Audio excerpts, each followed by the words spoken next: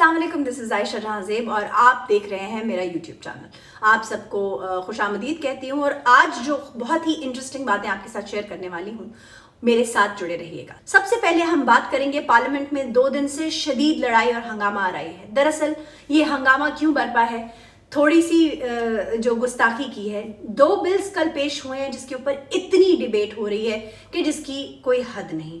हमने मेरा ख्याल है पस्तियों की और उन गहराइयों तक जा गिरना है जहाँ से हमारी वापसी कभी नहीं होनी। यानी यकीन नहीं आता पार्लियामेंट के सेशन को देखकर कि ये वो पढ़े लिखे लोग हैं जिन्हें अवाम की नुमाइंदगी करने के लिए, अवाम के मसाइल पर बात करने के लिए, उनके मसलों का सदेबाप करने के लिए पार्लियामेंट तक भेजा गया, यानी उन्हें इलेक्ट किया गया। लेकिन जो हमने देखा है, एक दूसरे को गालम गलोच किए गए हैं, एक दूसरे को गंदे इशारे किए गए हैं, एक दूसरे को चोर चोर कहा गया और प्ले कार्ड्स उठाए गए हैं।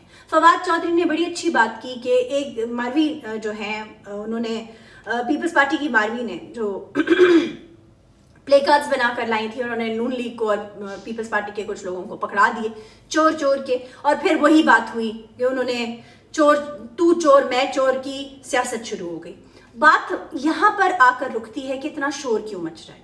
जो 2 बिल पेश किए गए हैं उनमें ऐसा क्या है कि ऑपोजिशन सांस नहीं लेगी।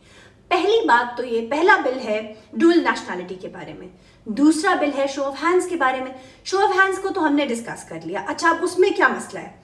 इमरान खान साहब को इस बात की बखूबी आप समझ लें मुखबरी है कि जब शो ऑफ हैंड्स होंगे तो एक सही नतीजा आएगा। अगर शो ऑफ हैंड्स नहीं होते और सीक्रेट बैलेटिंग होती है सेनेट की, तो फिर उसमें उनके कुछ ऐसे जो अरकान हैं वो शायद उनके साथ वफा ना करें, क्योंकि वो काली भेड़ें हैं और वो उनके खिलाफ ही काम कर रही हैं।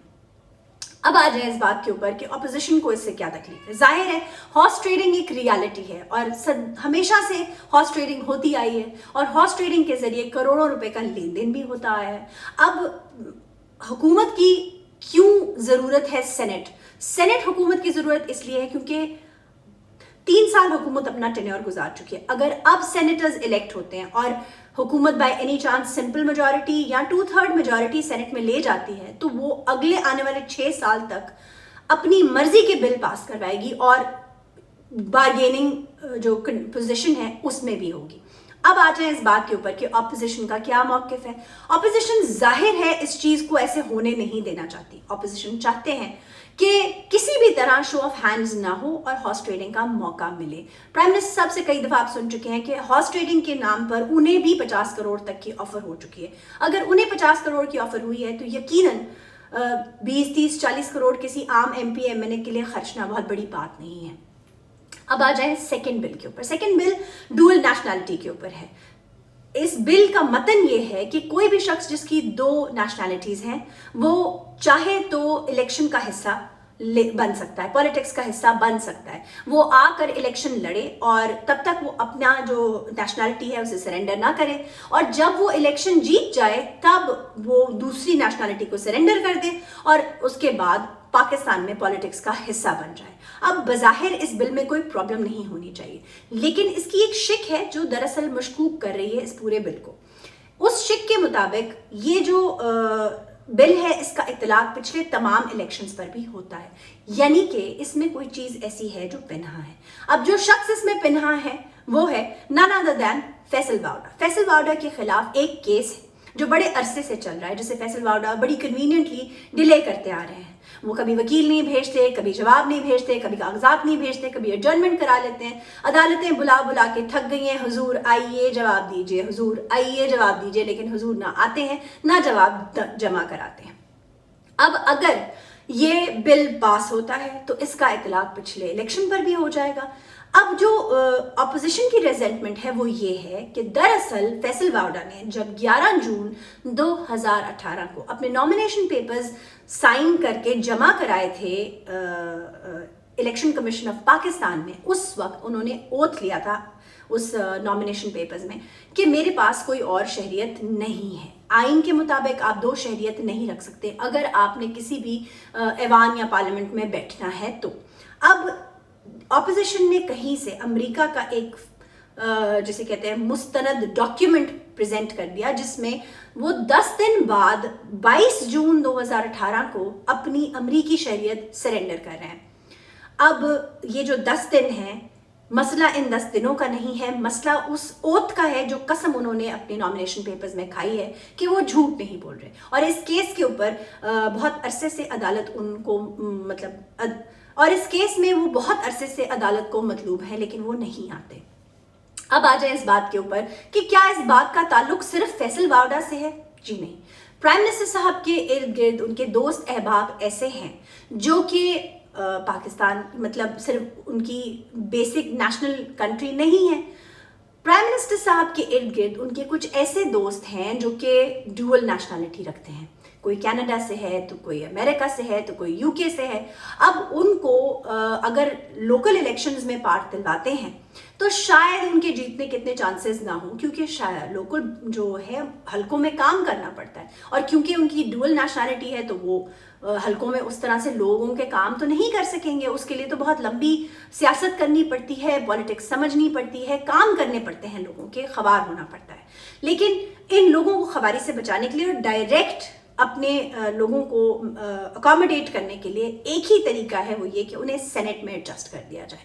اب یہ جو تمام دوست احباب ہیں پرائم منسٹر صاحب کے، انہیں ایڈجسٹمنٹ دینی ہے سینٹ میں، اور اس سینٹ کی ایڈجسٹمنٹ کے لیے انہیں اس بل کی ضرورت ہے، کیونکہ اگر یہ بل پاس نہیں ہوتا تو ان کے دوست احباب سینٹ کا حصہ نہیں بن پائیں گے.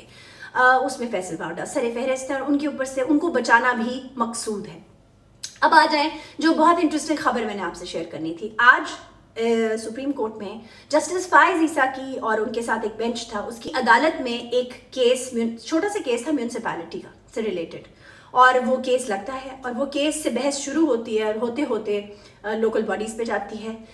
عدالت سوال اٹھاتی ہے، جسٹس فائز عیسیٰ سوال اٹھاتے ہیں کہ لوکل باڈیز کو تحلیل کیوں کیا گیا، ان کو ڈیزالو کیوں کر دیا گیا، جس پہ کسی کے پاس کوئی جواب نہیں ہوتا. اس پہ وہ سوال کرتے ہیں کہ اچھا تو پھر میڈیا کیوں خاموش ہے، میڈیا کیوں ان چیزوں کو ان کے اوپر آواز نہیں اٹھا رہا. اس بات پہ بھی سب خاموش رہے.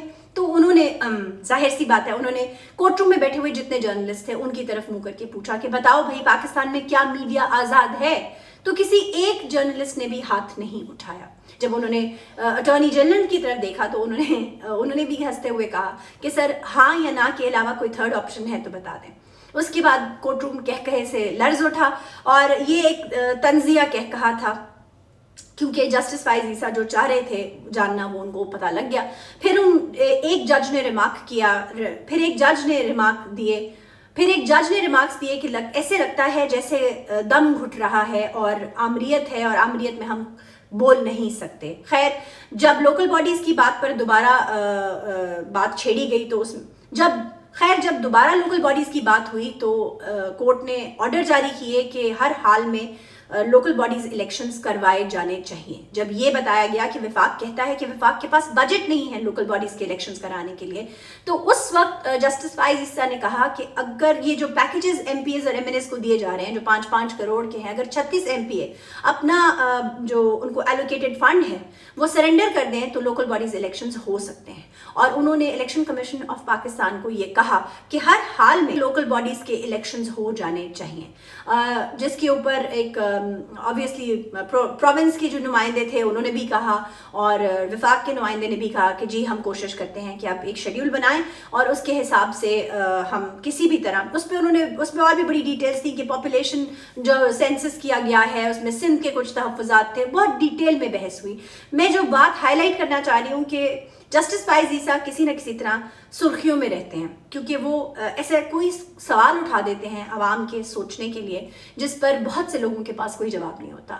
ٹو ریمائنڈ یو، جسٹس فائز عیسیٰ کا موبائل کچھ دن پہلے ہیک ہو گیا. یہ کوئی اچنبے والی بات نہیں ہے، عام لوگوں کے بھی جو فون ہے وہ ہیک ہو جاتے ہیں. جسٹس فائز عیسیٰ کا ہو گیا تو کون سی بڑی بات ہے. بات یہ ہے کہ ان کے فون میں ایسا کیا تھا جو وہ ہیک ہو گیا. دوسری بات یہ کہ سپریم کورٹ کو یہ اعلامیہ کیوں جاری کرنا پڑا کہ اگر جسٹس فائز عیسیٰ کے فون سے کسی کو میسج کیا جائے گا تو وہ اس کے ذمہ دار نہیں ہوں گے.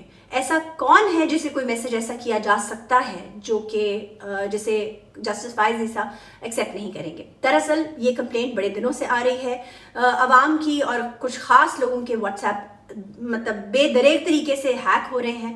हैकर एक कोड भेजता है, अगर आप उस कोड को क्लिक कर लें तो आपका सारा डेटा उस हैकर के पास चला जाता है और वो आपके व्हाट्सएप में या जो एप्लीकेशन आप यूज़ कर रहे होते हैं उसमें लॉगिन हो जाता है और आप लॉग आउट हो जाते हैं। और उसके बाद आप उसके रहमो करम पे रहते हैं, जितने लोगों के नंबर आपको याद रहें आप उनको मैसेज करके बता सकें या ना बता सकें, फिर वो जो चाहे आपकी रेपुटेशन के साथ कर सकता है। आगे चलकर इस बिल पर क्या फैसला होता है, आपसे इस बारे में राब्ते में रहेंगे। पीडीएम के अंदर एक खास दरार नजर आ रही है। जरदारी साहब बहुत स्ट्रॉन्ग अपना स्टांस ले चुके हैं टुवर्ड्स द एस्टैब्लिशमेंट और नवाज शरीफ ने उनको खुद ही इजाजत दी थी, लेकिन अब दरारें कुछ गहरी होती नजर आ रही हैं। हमें ईस्ट और वेस्ट पे नजर आ रहे हैं, पीपल्स पार्टी और नून लीग। पीडीएम के गुब्बारे से कब हवा निकलेगी जल्द ही आपको बताएंगे, और तब तक के लिए इतना ही। आप हमारे तबसरे पर कमेंट करके जरूर बताइएगा आपको कैसा लगा। थैंक यू, खुदा हाफिज।